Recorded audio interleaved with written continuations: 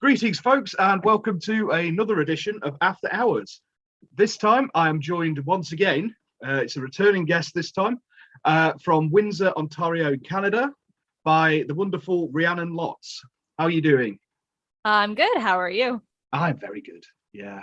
It's gone surprisingly warm. It's it's the humidity. It's making my hair do really weird things. We have the exact opposite today. Right. It is absolutely pissing down rain. Is it? Yeah, horrible. Canada. Yeah. Yeah, I feel like we're in England, though. I feel like we've swapped locations. It had been warm up until today. Yeah. Yeah, we've had sun and stuff, which is really, really bizarre for this time of year. It should be hammering it down. Can we trade back? Yeah. I don't want this. No. Yeah. You British, take your rain back. We don't want it. You can keep it. Yeah. Right. Yeah. So there's been some exciting things going on since you were last on. Yes.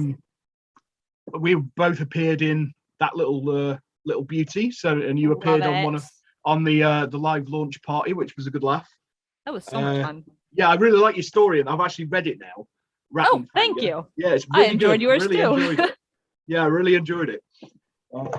Yeah, because last time we spoke, I hadn't actually got round to reading it yet. So it's a small mountain in my bedroom of books that I need to read at some point. Yeah, I have approximately 300 or 400 books in my room that are unread, and approximately 300 or 400 books that I have read. So I understand the struggle. The pile grows and doesn't get smaller. Yeah, I think I've got a problem. So I can't walk past a bookshop without going in and buying something. Is it a problem, or is it the thing that makes the world go round? Yeah, I think that's it. I think the actual problem is the fact that I just need a bigger flat. Yeah. Between my books and my record collection, there isn't any room.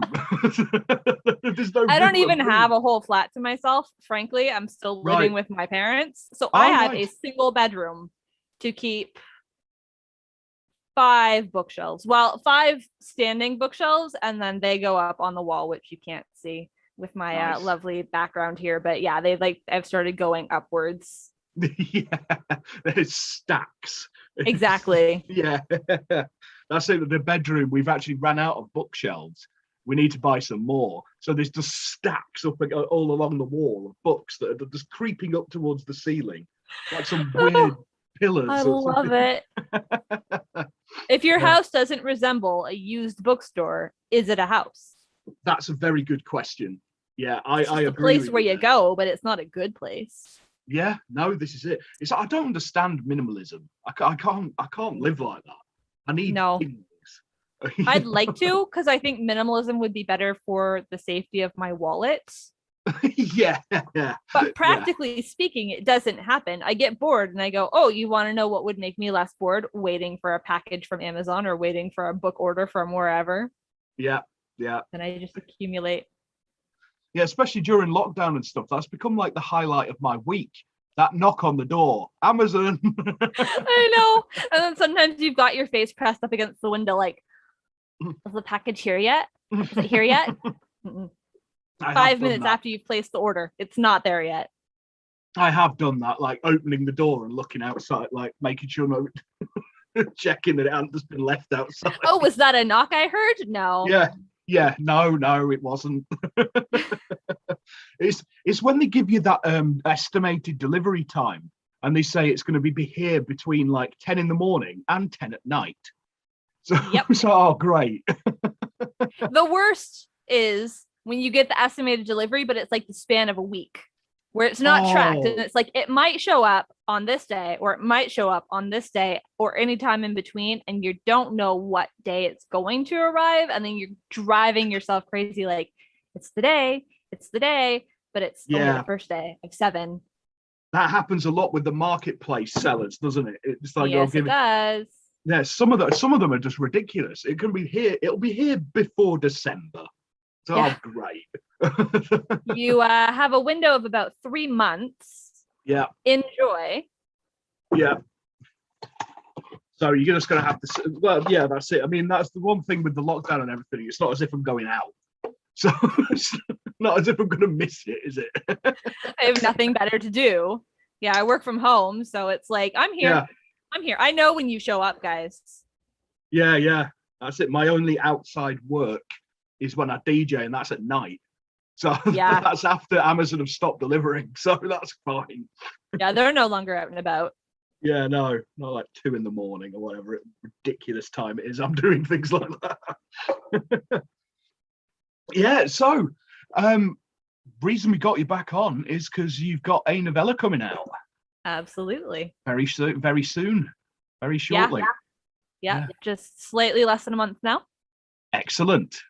Yeah, and you just want to tell us what it's called, because you just told me and it's a great title. So I'll let you tell. So I've called this one I Am Become Death, after the quote, I am become death, destroyer of worlds. Nice. It's thematic, but I don't necessarily want to spoil that little bit for you. Yeah, no spoilers. Yeah, can you give us any sort of a little bit about it without giving any spoilers? Just sort of. Yeah.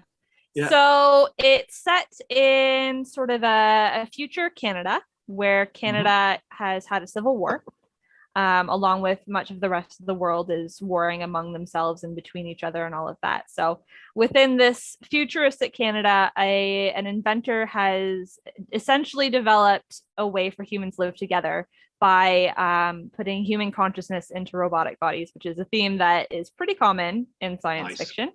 Yep. But in this one, he meets a girl who is against these android bodies and against the concept of living forever. It's not such a good thing when you start thinking about it. And she kind of teaches him about why, hey, you kind of screwed up by inventing this thing. You could very well destroy the world. Yeah.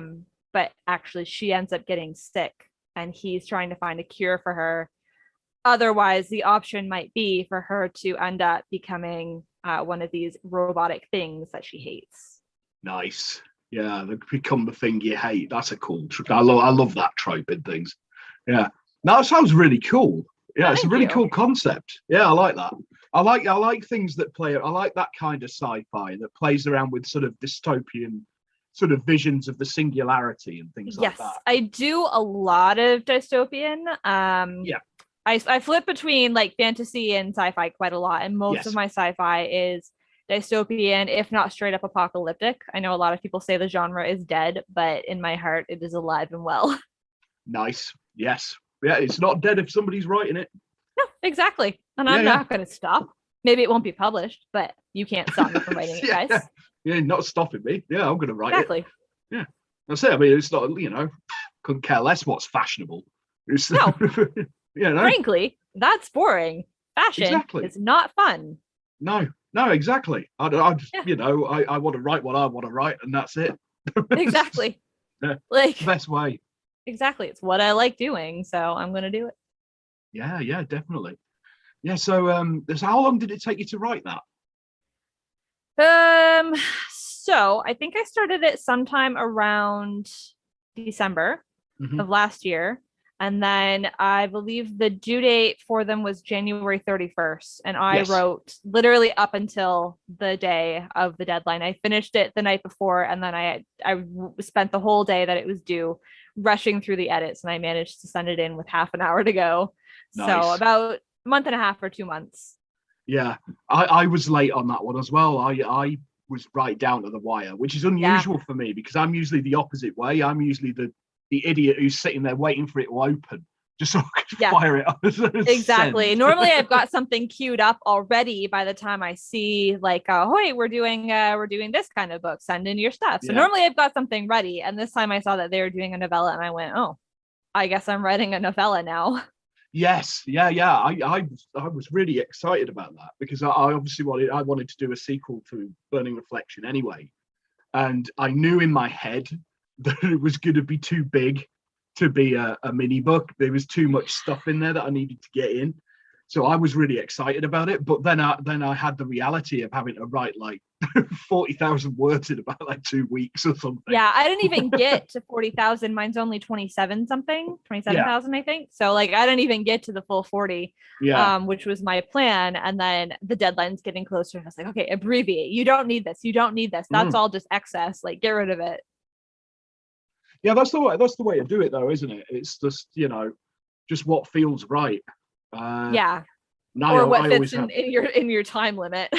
Yeah, in your time limit. Yeah, definitely. It's because I've spoken to Daedra and Ron about it, and they were really like blown away by how many submissions they had. They got so many. Yeah.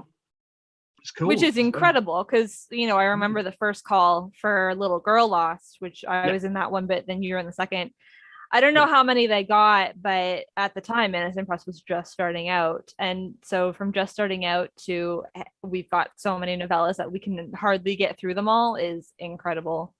Yeah. I'm so glad they got to that point. It's really cool to see that, because they put out a very quality product, and writers take notice of these things, don't they?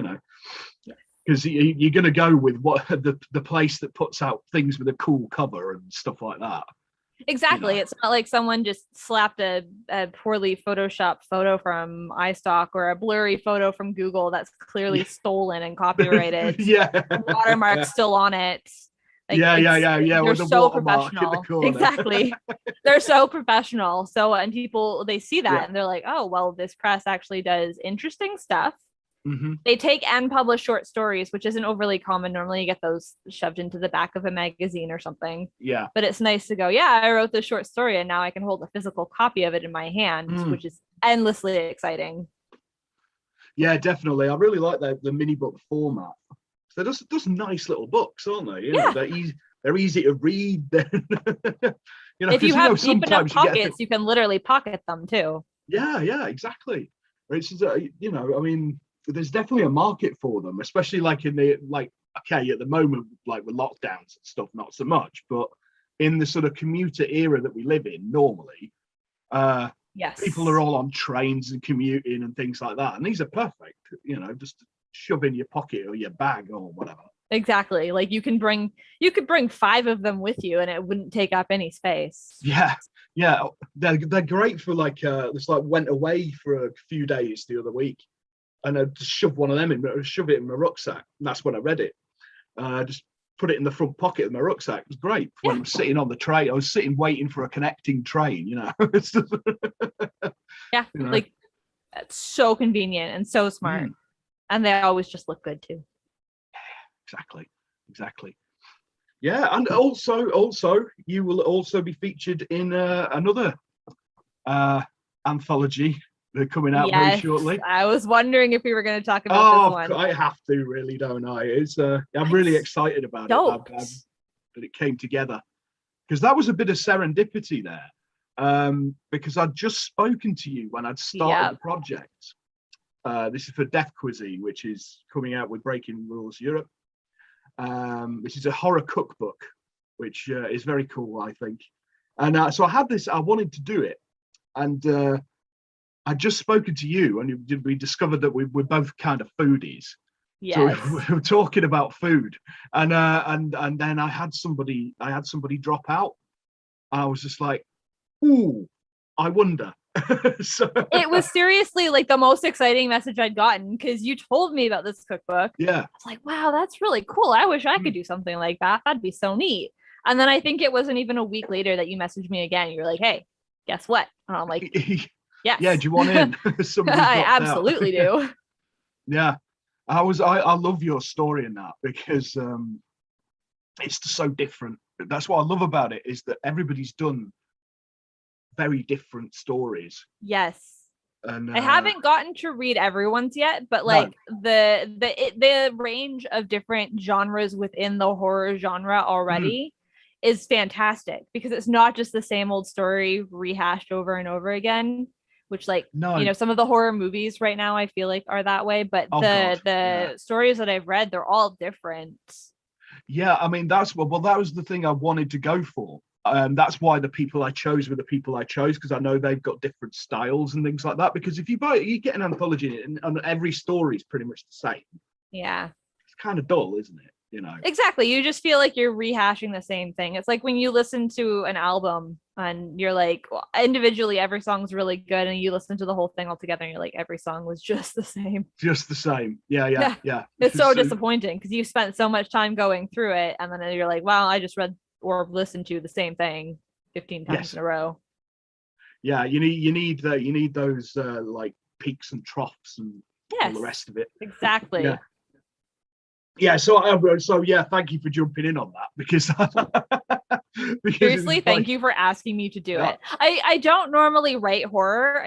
I really do stick mostly to science fiction and fantasy. So to even do something that was horror was different and fun. Like I really liked it, and I've had since more ideas for horror, which is not normally where I stick to.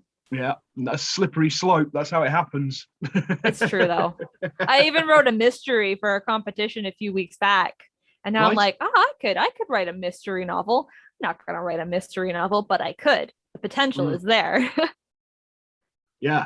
Oh, you said last time I spoke to you that there was some competition or something you were in. Oh, yes, that was an entirely different competition. Yeah, that was write a novel in 3 days. That was it. Yeah. So I did it at the beginning. It was the first weekend of September because that's the long weekend for us. Yeah. I don't know if you do the Labor Day weekend there, but so it's a 3-day weekend. And they say you can start writing on the Saturday at midnight, like literally the second the clock turns over, and you have to be done at 11:59 p.m. on the Monday. Write a novel. And obviously for most people that turned out to be novellas, but at the end of it, they'll release a short list later, early next year, I think, sometime in the new year. So yeah, if your book is chosen, you get published, and you can say, cool. you wrote and published a book in 3 days. Yeah. So did you manage it then? While I did, just barely. I had I had 30 minutes to submit my novella for Mythos Press. I had 3 minutes to finish writing this novel for the challenge, considering it was done in 3 days rather than a month and a half. It was a little shorter than I wanted it to be, but I got enough of the plot in there that if they like it, I don't think it'll matter. Yeah. We'll find out. Yeah, no, well, good luck on that. Seriously impressive. Thank you. I was so tired though. Like, it was a lot of fun. Yeah. I don't know if I would do it again. Yeah. Especially because it was a holiday weekend. I wanted to, the weather was nice, and I wanted to go out and do some fun stuff. And I'm off work, and of course I'm spending my weekend sitting in front of my computer, just like I do for a work week, not moving, writing something. So it was nice, but oh god, it was a lot. It was stressful. Right. Yeah, it's makes NaNoWriMo look a bit daft, doesn't it? What? Which is hilarious because I don't know why I thought to sign up for this, because I have not once successfully finished NaNoWriMo. Right. I can't write a novel in a month, but I was like, yeah, 3 days. Yeah, 3 days it'd be fine. Of course. Why wouldn't I be able to do this? So the thing, I'd like to think I could do it, but I just know what I'm like about getting distracted. Yeah. And, seriously, I went to we have a local festival that does since COVID started, they've started doing drive-in movies. They've revived the drive-in movie. I went to that partway through. I'm like, we had tickets and it was a mystery movie night, so we didn't know what the movie was going to be going in, and I was like, well, I'm not missing a mystery movie to sit here and write. So I literally went to the movies partway through, and I really probably shouldn't have, because I could have gotten so much more done if I hadn't, but it worked out. That's brilliant. Not only did you manage to do it, but you took a movie break as well. Yeah, exactly. Exactly. Cool. Yeah. I wanted to die at the end, but at least I saw a good movie. Yes, right. Yeah. What was the movie? It wound up being The Godfather. Mm. Yeah, I had never seen it before up till then. And they had posted clues on Twitter to what the movie would be. So I had guessed that it was going to be The Godfather. And I'm like, I don't know about this. It's not really like, I'm not really excited about it, but I actually wound up enjoying it a lot more than I thought I would. So it was worth it. I seem to remember I saw it a long time ago. I can't, and I get them all confused because I've seen them all. Like I've seen the three, and I get them confused about what happens in which one. They're all jumbled up in my head now. Yeah, that happens especially if you watch them all like back to back to back. Like if you spend a weekend watching them all, you're like, I don't know what happened in what movie. Yeah, I just know that this happened. Yeah, which is what I did because it was my one of my grandfather's. It was a Christmas present. He got the VHS box set. Right. Incredible. Yeah, so we sat there on Boxing Day, watched them back to back. I love that. They were doing a double feature, so it was going to be The Godfather 1 and The Godfather 2. Yeah. But we only stayed for the one because it was already 3 hours. All of us were getting sore and sleepy, and we're like, we don't want to sit in the car for another 3 hours. Yeah. It would have been 3.5 by the time like intermission came and went, and so we only stayed for the one. That's something I wish we had over here because we don't have drive-throughs. Yeah. It just the concept of it just seems quite cool to me. Yeah, I mean, it's still because you guys don't have much of a car culture. No. Like to the same extent that we do. We don't have good public transportations here, so you have to have a car. So it makes it a lot easier. But even for us, that was my parents' age. It died out. So it's only finally being revived.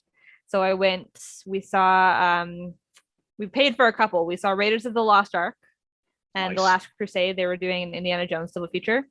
Super fun. And then obviously The Godfather, and we didn't stay for the second one, but it was a new experience for me too. I never had the chance to go to a drive-through. It's like 60s nostalgia, which you don't expect to see in real life. But this festival normally does an actual movie festival every year in town, the Windsor International Film Festival, kind of like TIFF or Venice or whatever, but the Windsor version.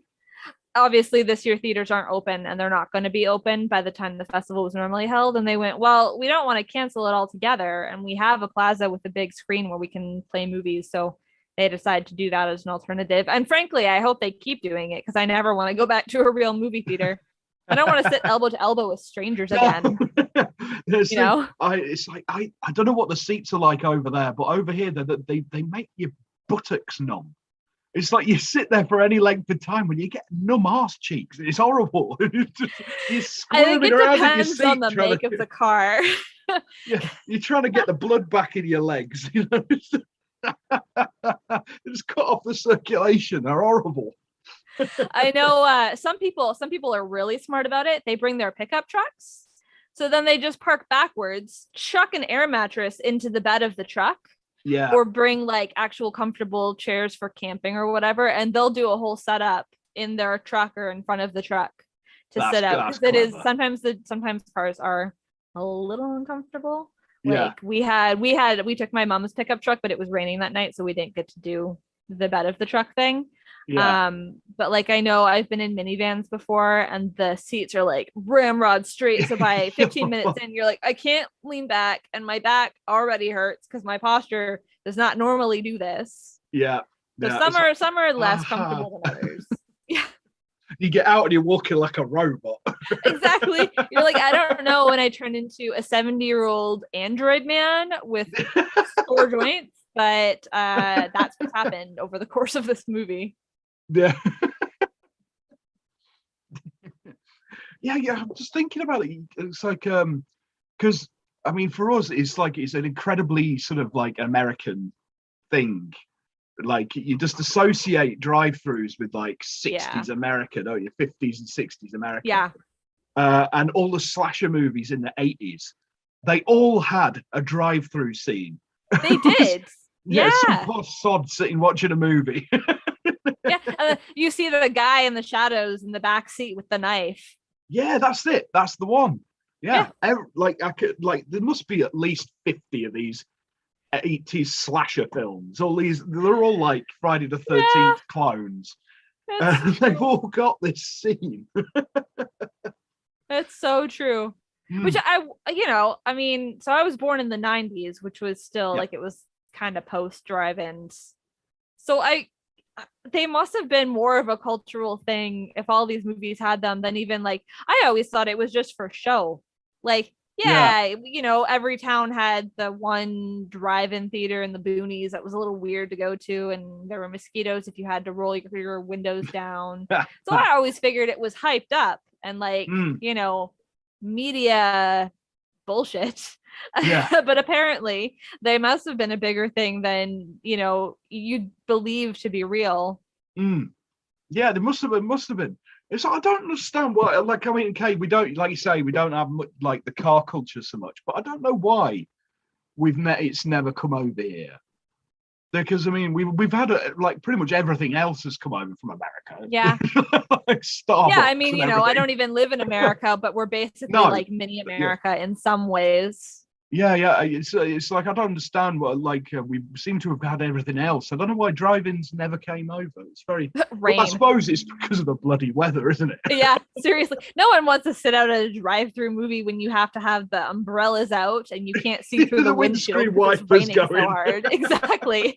Like you're only seeing every other scene because your windshield wipers are just getting in the way. Yeah. That's probably it. It's a little impractical. It did start raining during The Godfather, and we had to keep turning the windshield wipers on. And actually, I think a couple car batteries died. So maybe that's why it never went over there. You guys would all have to jump your cars at the end of the movie. They sell jumper cables at the concession stand. Weird festival or something, wouldn't it?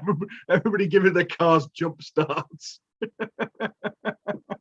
Someone would walk by and just go, what the hell happened here? What the hell's going on? You'd think it was something out of sci-fi, like an EMP went off and all these cars have just died in the same area. It's like, nah, we were just watching a movie and we killed our car batteries. It's fine. It's like where I'm from, because like where I grew up is the Peak District, so it's like constantly gale force winds. I can just imagine the screen flying off.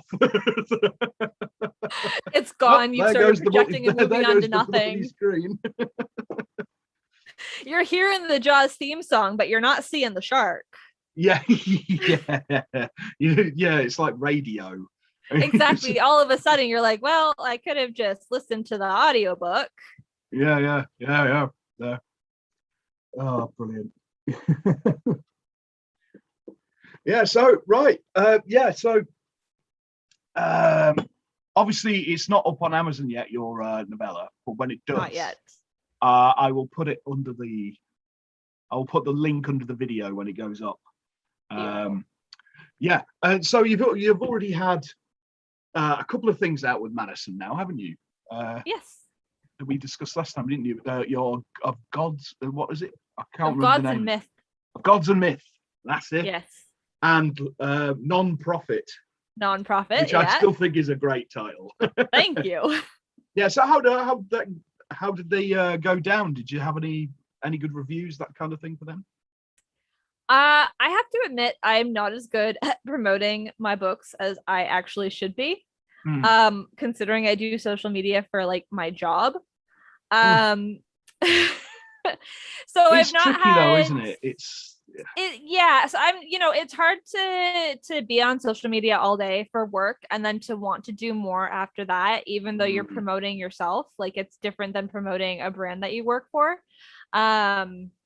So like I know I've sold a few copies, I get the royalty statements, but I haven't gotten any actual written reviews. So it's mostly, been feedback from friends and family, which is nice, but I definitely have to be better about actually getting out on Twitter and going, hey guys, I wrote a book. It's How about you it's read it? really, Like, you know, it's like not I expensive. spend a lot of time trying to like promote because it's just incredibly difficult because there's so many writers and there's so Yes. many different groups and forums and this, that, and the other that you know it's It's actually really hard yeah, it's to get genuinely noticed. exhausting. You could spend the entire day Yeah. trying to market it and not even getting anywhere.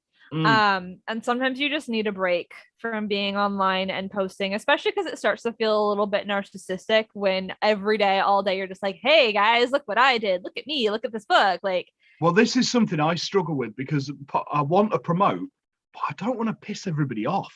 exactly. It's Eventually just people are like, gonna unfollow you, they're gonna unfriend you, they're gonna be like, this guy just yeah, wants money from me and I'm sick of it.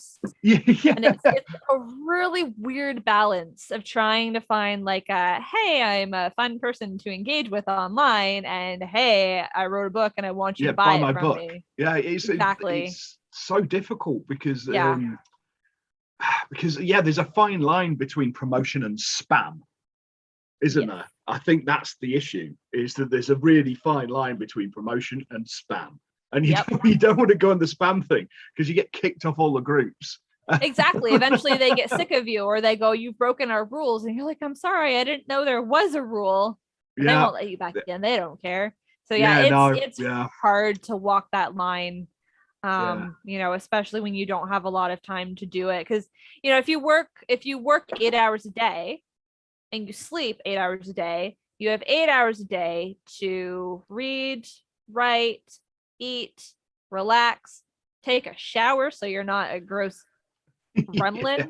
Like, so you don't have a whole lot of time left to yourself to do the promotion bits mm, it's so alone time when you could, consuming. yeah, when you could literally you could take days and days and days to do it. And then when you're trying to then juggle the balance of spam and fun and engaging with other people while trying to get them Mm. to engage with you, it just it's a lot. It's incredibly difficult, and Yeah. like I say, it's incredibly time consuming. It's I don't think people like realize sometimes how time consuming Yeah. just these little things are.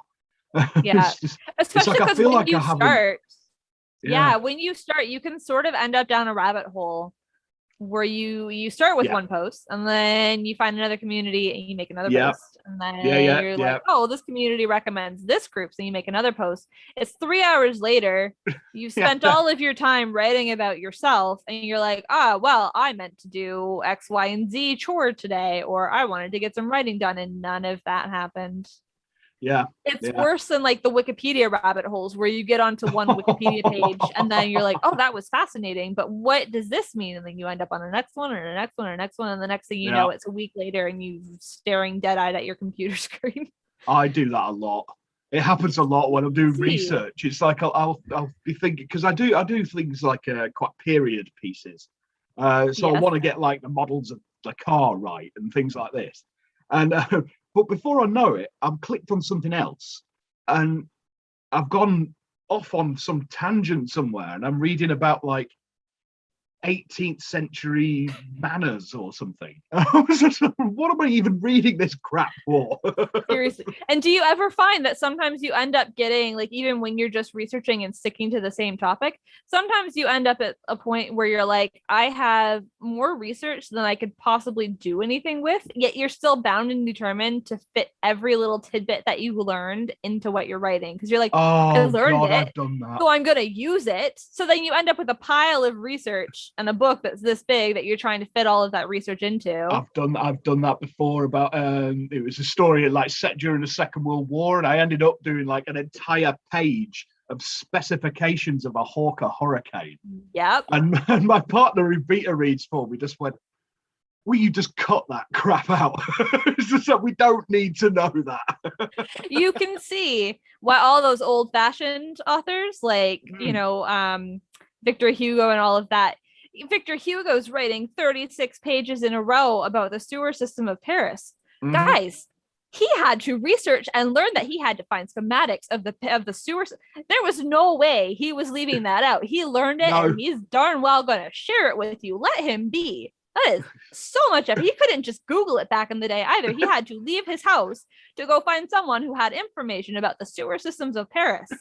That was always going to be in the book. You can't get rid of that. God, no, it's so true. It's just like the poor sod. He's been sitting there in a library with all these bloody schematics out on a. Just picture him there brooding with all these schematics out on a table, and he's there with his pen. Exactly. All he wanted to know was how many entrances there were to the sewers in Paris. But he learned so much more than that, and he's like, I know it now, and now you're gonna know it because I had to learn this. So now I'm gonna make you learn it too. Now you are gonna as well. It sucked, and you're gonna suffer along with me. Nice. Yeah, definitely.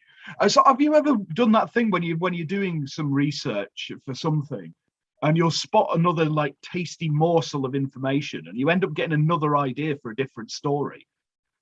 So many times. Yeah. And it's almost worse because sometimes you're like, you've been developing a concept for 6 months and you're really excited about it. You finally started writing and you get to that one Wikipedia page that you're like, oh man, that'd be such a cool story for a book. And it slowly starts to just take over the original idea. Yeah. And it's so sad because you've invested so much time into this one idea and one errant sentence. And you're like, oh, I'm just going to abandon that, chuck it in the garbage. And I've got something else to write. Yeah, I have it. It's like little bloody devils dancing in my head going, nah, don't pay attention to what you're writing. Listen, do this instead. It's just like, oh, go away.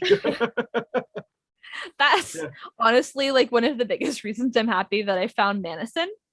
Yeah. Because when that happens, normally it completely takes over and then I can't focus on the original project. But lately I've been trying to channel it into short stories or novellas or things where it's like I can get it out of my system, I can get it out of my head so it's not taking over the story that I actually want to work on. And then with Madison, because they'll take something that's a short form bit of fiction, then I can feel like, okay, now I've also gotten it published. It wasn't a waste of my time trying to procrastinate on this other project. Like I've actually done something productive with this idea. Yeah. I think that's something great about Madison is the fact that the fact that they're multi-genre as well, because most publishers that will do like fantasy or horror or sci-fi. Yeah. Whereas they'll take anything that they enjoy, really. Yeah, as long as it's not, uber like, hey, this is really bordering on the morality is like a little bit iffy here. They'll take pretty much anything as long as they're not like disgusted by it. Yeah. But I think that's a good thing. It's like because that was the first time I'd ever been in a multi-genre anthology was Little Boy Lost. Yeah. Because I still liked it because like there is a romance story in that one. And I would love to know what readers of that writer who went there because people have their own followers, don't they? So there's somebody. So hypothetically, there will be somebody somewhere who picked that up to read this person's romance story, and in doing so, they also read my weird Lovecraftian horror. And I would love to know what they made of it. Honestly, I wish those people would do reviews for every story. This way, you can go. I didn't really get what all of the tentacles sprouting from this dude's face were like, but it was an interesting story, I guess. The funny thing is, wrong with this person?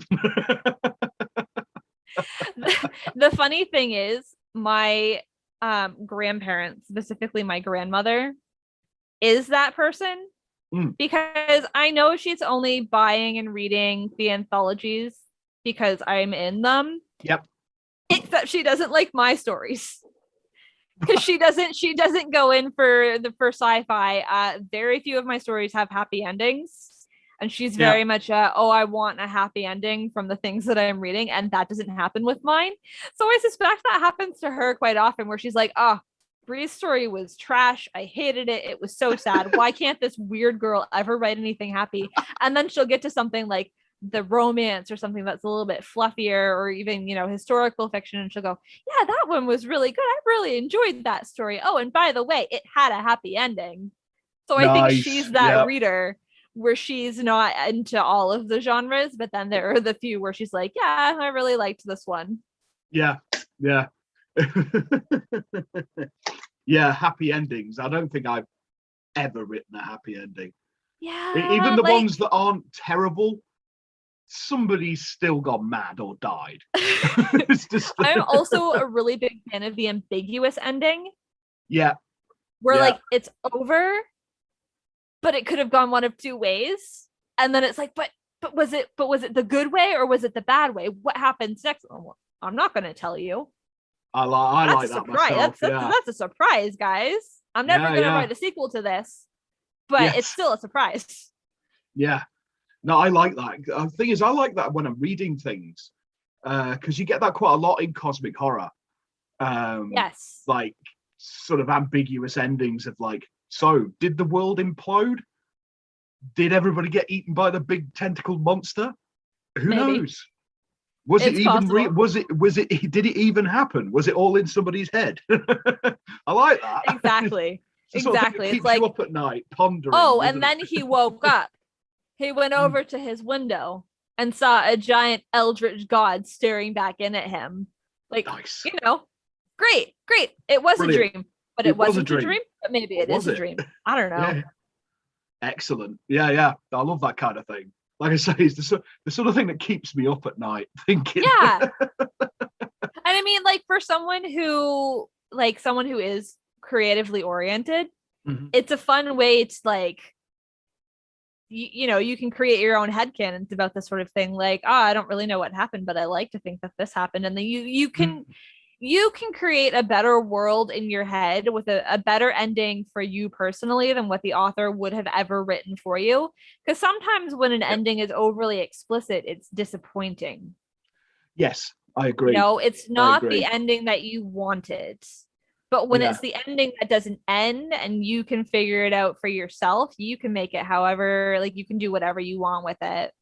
Well, it's like TV shows, isn't it? It's like these long-running TV shows, things like for example, Game of Thrones is an example. Yeah. But I think the best example is Lost, isn't it? Oh God.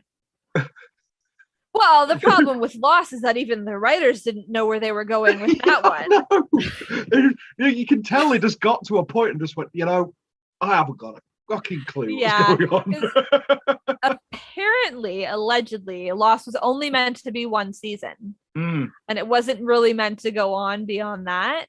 But then it really turned into a sensation. And it was one of the first big shows where everyone was watching. Like it was one of the first like global shows where everyone's paying attention and everyone wants to see what happens next. So they're like, okay, that's fantastic. We didn't plan to do more than this, but we're going to do something anyways. And they really just let their minds go to weirder and weirder places without actually figuring out a proper end game for it. So by the time the studio or the writers was like, it's kind of run its course and we're done with it, they went, and we've really dug ourselves an excellent grave here. We never considered that this moment might happen. Frankly, we thought it would be canceled before we got to an end. And then they were forced to write an ending and hadn't planned to do so. Yeah, and it was an absolute disaster. Yeah. Well, I think it's interesting that you say about like one of the first big things that I think it's because at that point was when sort of everybody suddenly had the internet. It just got out of the dark days of dial-up when you were privileged to have the internet to the point where everybody had high-speed internet. And I remember because I didn't really watch it. I lived in a house where they watched it, and I was often out working and whatever, so I caught bits and pieces of it. But the conversations would go on into the night. I'd come in from work and they'd still be talking about what might happen. And it was all on the internet. There was groups dedicated to it, wasn't there, of like theories? Oh, yeah. There are still groups dedicated to it. Really? And it ended something like 7 years ago, I think. No, it had to have ended longer than that because I was still... No, it's definitely longer than that. Yeah, so it ended a really long time ago, but I know there are still people who will actually like discuss what happened and all of that. I know it's wild, which as like when you're watching it, that's the holy grail of creating. You're like, I want to be the person who has created something that has caused this much social disruption. I want people to be talking about this like online. I want there to be memes about it. I want people to have groups and parties and like, this is what I want. But when you do that, the pressure is so high to get it right. And so many, I mean, not even Lost and not even just Game of Thrones, but so many shows have dropped the ball at the end because they whether they didn't consider it or a lot of the time they tried to do something that wasn't expected, because when there are so many fan theories out there, you don't want people to be right. Yes. Yeah, you don't want some smart ass sitting there saying, I guessed it all along. Exactly. I knew it all along. In their attempts to be contrary to the theories that are out there, sometimes they do something that's just so off the wall that it's like, no one expected this because it's shit. Yeah, absolute rubbish. Like, there's a reason no one rubbish. suggested that this might happen, because it's awful. Yeah, why would you do this, guys? Idea. Yeah, so the pressure honestly just makes it so much harder to end something in a satisfying way, because they're trying to do that while also not playing into expectations, and then they just do something awful. Yeah. Like, so I remember I haven't actually seen the last series of Game of Thrones. I kind of gave up on it after a while. I just got bored. Okay. I got bored after a while. It just got to the point where it was just like, oh, just get on with it. I did. It just so many episodes were just like meh. Yeah. And I just got to the point. It was just like, right, yeah, okay, just get on with it. So I will watch it at some point, but I remember the internet melted down. it imploded. Yes. It's just the funny thing is, I didn't even hate it as much as a lot of other people did.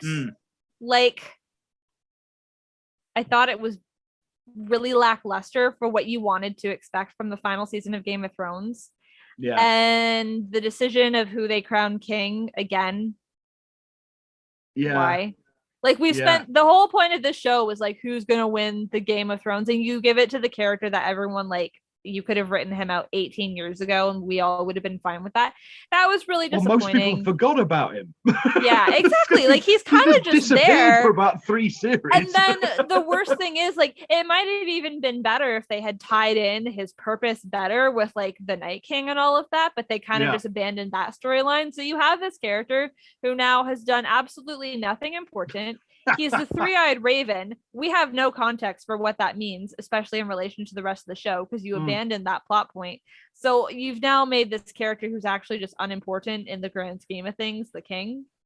Okay, that's awful. But, like, a lot of people were so mad at how they treated Daenerys, but yes, I'd say to them, like, if you didn't see that coming, you weren't watching. Yeah, no, well, I saw that right at the beginning.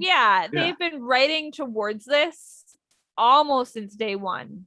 Yeah, like when the bits where she just randomly snap and murder everybody. Yeah, it was kind of a bit of a giveaway. The second your character has to keep reminding people, I am your queen, like she did all the time, you are not meant to be queen then, because, like, a natural born ruler should never have to remind someone of their power. You should never have to, like, verbally be like, hey, I'm powerful. Like, you knew that she wasn't going to be that great of a queen, and her ideas of justice, like, she freed the slaves, but then she was burning people at the stake, and it's like, well, what about, like, trials and things like that? So, like, I agree that they wrote it into, like, they made the shift from savior to destroyer a little too quickly. They needed another season to start really, like, slowly showing her I think that's what I read the most. Like, the biggest criticism was the fact that it was just all of a sudden she just sort of went. Yeah, because, like, you could see it coming, but by the time that she actually, like, turned on a dime, it really was a turn on a dime, and there was no slow descent into, like, she's slowly starting to do these horrible things. She all of a sudden just went, oh no, I'm just gonna burn everyone, and that's that. It's fine. Exactly. It's fine, guys. So by the time they did that, they hadn't been, they hadn't given it enough time. Even if they'd started working it in the previous season, it would have worked. But by the time they really started showing that she was cracking, you had one episode to the next where she was okay, and then she went little murder baby. Yeah. Yeah, so yeah, I think you're right though about like so many shows drop the ball. And one of the other issues I've seen with a lot of shows that some that I've watched recently is because they'll get like told, right, you're not having any more after this series. So they've got to try and wrap it up in like 2 or 3 episodes. Yes. So they're packing like 2 years worth of plot into one episode. Exactly. Like if it's one show that has some shows are pretty good where they've got one plot and they've always been leading towards one ending and that's going to happen.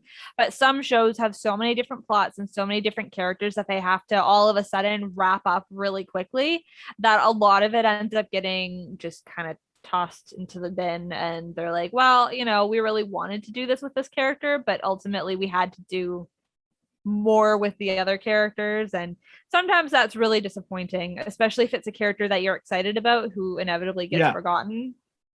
I've watched that what is it, The Order, I think it was called.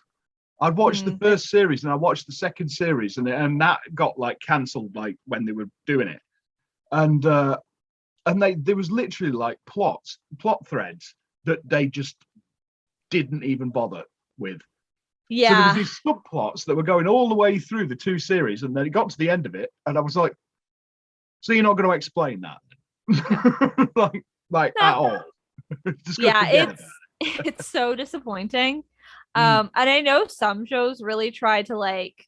There was one over here called Revolution, where like the electricity in the world stopped working and they couldn't get it back on. So that was that for electricity. So it was like an interesting dystopian sci-fi, and it was canceled after a few seasons, but it was canceled on a cliffhanger.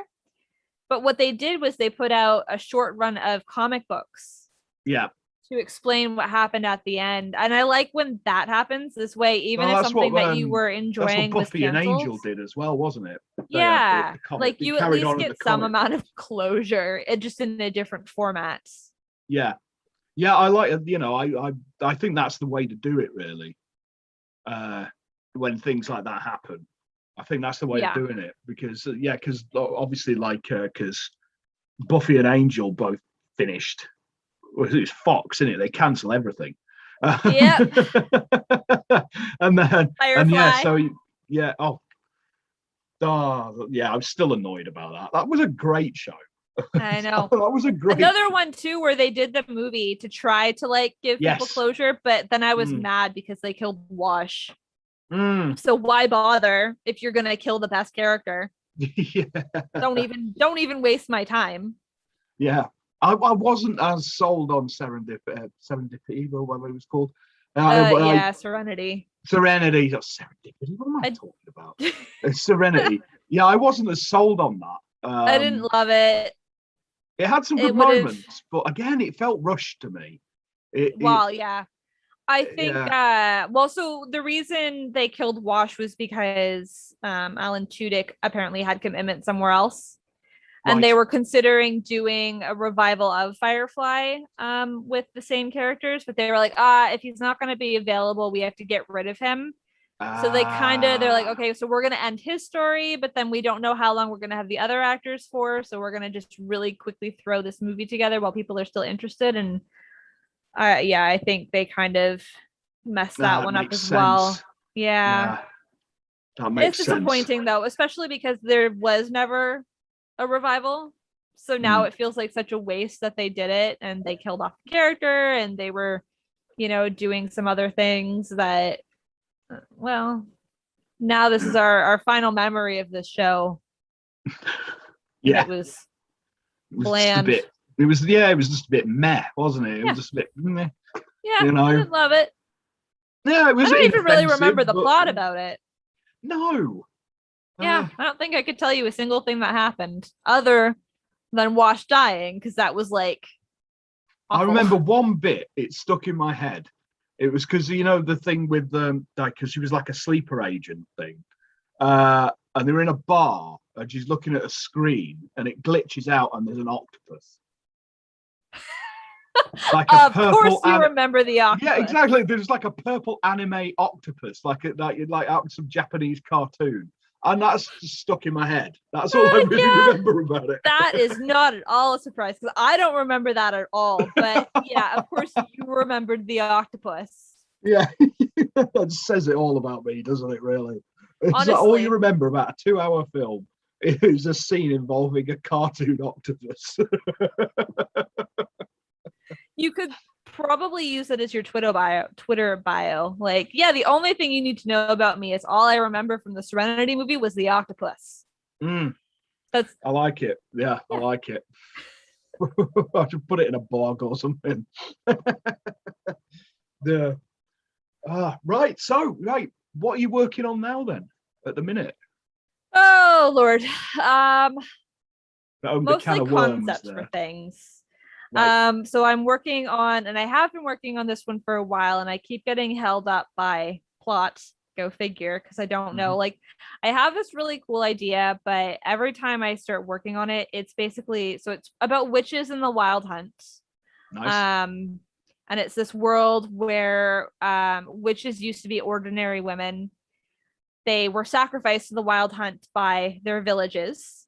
Yep. And they got sick of being sacrificed before they had magic, so they rose up, managed to fight against the Wild Hunt, and they stole some of their magic, so they became witches. Well, and then cool. It's a few hundred years into the future, and all of a sudden their magic vanishes. Right. And they can't figure out why. But the problem is every time I work the plot, it ends up on this really boring quest to rediscover where their magic went, which I feel like I've read so many times in fantasy. It is a trope, isn't it? Like the magic has gone from the world, you know. Yes. Yeah. So I'm trying to figure out a plot where even if it is a little tropey, it's subtle enough that you don't feel like, oh, I'm reading just another find the magic in this magical universe bit. So that one I'm slowly working on. And then I have another one that I've started and I'm also reworking from, it was based on actually a short story I wrote for Madison, King Adrian and the Golden Hydra, which is in a Greek inspired world. So it's about his daughter. She's going to inherit the crown of his kingdom, but she's actually going to be the first queen of the kingdom. Normally all of the kings have had sons to pass the mantle on to. And because she's queen, her dad has kind of like kept her really swaddled and you know, spoiled and all of that. Yeah. So she runs away with pirates because she's like, I am being suffocated. I can't become queen because I've never even left the island. Like, I don't know what the hell is out there. So she runs away with pirates to figure that out. Nice. And then I have, you know, as every young girl dreams of. She runs away with pirates. Yeah, definitely. And then I've got a few other ideas that I want to do for like short stories. I want to do some Canadian ghost stories because we have a lot of good ones. There's not a whole lot of Canadian culture out there, but we've got pretty good ghost stories. So I want to do a book about that. Yeah. And then I've also really been enjoying doing Canadian science fiction. There's not a lot of books are written in Canada or even mention Canada, especially in the sci-fi genre. And I've read a couple really good ones lately that are actually set in places that I know. So I want to write some of those as well because I think that they're a lot of fun. Yeah, you often find they're in like big cities, like it's like New York and Las Vegas and things. Not Las Vegas, like Los Angeles is or even like London or something. Like big London, cities that everyone knows. And Canada has approximately 3 big cities. Enormous country.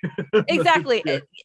Like enormous country, and we all live in approximately 5% of it, and our biggest cities are like they're not even that big. We have Toronto and we've got Vancouver, and you could maybe say Ottawa, but other than that there's nothing. So no one writes in Canada because no one outside of Canada is familiar with what we have. You know, there are still people who think we're a farming community or that we all live in igloos, know, the traditional tropes. So, I want to be one of the writers who actually shows people like, hey, like, you know, we've got some stuff up here. It's not all frozen winter wonderland or wasteland or whatever you think. It's okay. Yeah, no, definitely. Yeah. It's like I like doing things in like in Highlands of Scotland. It's the same sort of thing, really. It's the same sort of, it's very similar landscape and all the rest of it. And again, Scotland is just like everybody, all the population is condensed in Edinburgh and Glasgow. Exactly. There's not really a whole lot that's outside of those areas. Yeah. There's these small communities and things like that. But I find that really, really interesting. I like to do like the small parochial villages and that kind of thing. So I think there's something kind of creepy about them if you think about, people behind the twitching lace curtains and all that kind of stuff. And that's why you always find the really interesting sort of myths and legends and things like that. Yes, especially when they have like local folk tales. Yes. Always are amazing. Like, there are the classic ghost stories, which all have been turned into the movies and all of that. But when you get to a small town and they go, "Oh, let us tell you about this ghost story," we have the legend of it's always good. Exactly. It's so weird. It's stuff that you're not really going to find on the internet, so no one has really adapted it or anything like that. And then you can kind of be inspired by them and go, yeah, I'm not many people out here are writing about the bog witch. It's like all these little villages, there's always like a little old lady who knows the story. And it's always a little old lady, isn't it, that tells these the story of the bog witch and all this kind of stuff. I love that kind of thing. It's like, frankly, I aspire to be the little old lady. Like, I want to move to a small town somewhere and become that mysterious lady who kind of lives in a cabin on her own. No one's really sure whether or not she's a witch, but she knows things. Like, she knows things. I want to be that lady one day. Nice. Yeah. It's like I could see myself as the mad old hermit. That lives out in the woods with a big staff. Exactly. Yeah, big staff and a big old beard. But a beard like a rhododendron bush. Yeah. Yeah, definitely. I could see myself doing that when I'm older. I want to like scare children while also enthralling them, Yeah. I totally agree. I don't want them to be too comfortable. No. But I want them to be intrigued. Yes. Excellent. Well, thank you for coming on again. Thank you for having me. Yeah, no problem. And like I say, I will get your link up to your book when there's a link. I will put that in the thing, so I can't put that now. But if you people at home want to check out Rhiannon's website, it is, there you go, rhiannonlotze.com. rhiannonlotze.com. Check that out. There's links to her stuff on there. I've just had a look earlier, and there is links up to her books that we've been discussing. So well, thank you, and good luck with what you're working on at the moment. Thanks. And, cool. And I will speak to you soon. And thank you all for watching. Remember to like and subscribe, and I will see you all soon. At the altar there is a man, he stands beside a girl. He reaches up and tears apart his face. Lead us to the portal, to where the monsters live.